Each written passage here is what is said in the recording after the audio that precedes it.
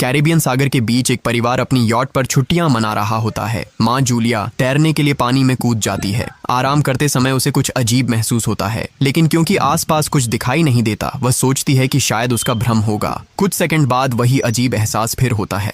इस बार भी कुछ नजर नहीं आता, लेकिन अब वह घबरा जाती है और यॉट की तरफ तैरना शुरू करती है। तभी अचानक कोई उसकी टांग खींचने लगता है और वह मदद के लिए जोर जोर से चिल्लाने लगती है। उसकी बेटी कैसी हेडफोन लगाकर म्यूजिक सुन रही होती है, इसलिए उसे कुछ सुनाई नहीं देता। पति टॉम और बेटा बेन मछली पकड़ने में व्यस्त होते हैं। जूलिया पानी के ऊपर टिकने की कोशिश करती है, लेकिन मुंह में पानी जाने की वजह से चिल्लाना मुश्किल हो जाता है। थोड़ी देर बाद टॉम को एहसास होता है कि काफी देर से उसने जूलिया को नहीं देखा। वह यॉट पर उसे ढूंढता है और फिर अपनी पत्नी को खतरे में देख लेता है। वह बच्चों को बुलाता है, यॉट को उस तरफ ले जाता है और पानी में कूद जाता है। जल्दी से जूलिया तक पहुंचकर उसे संभालता है और यॉट की ओर तैरता है। बच्चे दोनों को ऊपर खींच लेते हैं। परिवार जूलिया को संभालता है, लेकिन जूलिया खुद को समझाती है कि शायद लहरों की वजह से ऐसा हुआ होगा। रात को सब मिलकर बेन का जन्मदिन मनाते हैं। कैसी को उसके बॉयफ्रेंड का कॉल आता है, तो वह लैपटॉप लेकर बाहर चली जाती है। वीडियो कॉल में उसका बॉयफ्रेंड दिखाता है कि शहर के ऊपर बड़े बड़े काले बादल छा गए हैं। कॉल ग्लिच होकर फ्रीज हो जाती है।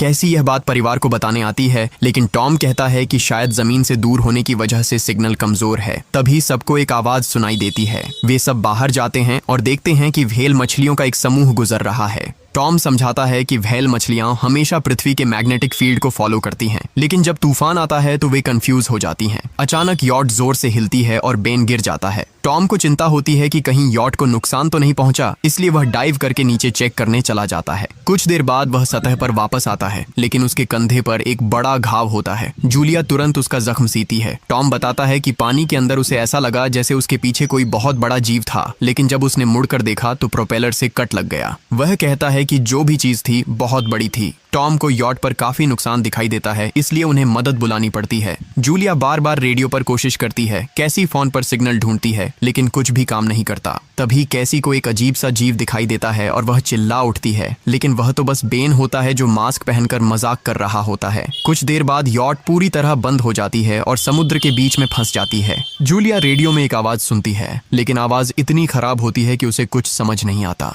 टॉम परिवार को बताता है कि उनके पास सिर्फ 4 दिन का खाना पानी बचा है और अब उन्हें किसी मछली पकड़ने वाली नाव का इंतजार करना होगा। अचानक रडार पर कुछ डिटेक्ट होता है और परिवार को एक अजीब सी आवाज सुनाई देती है।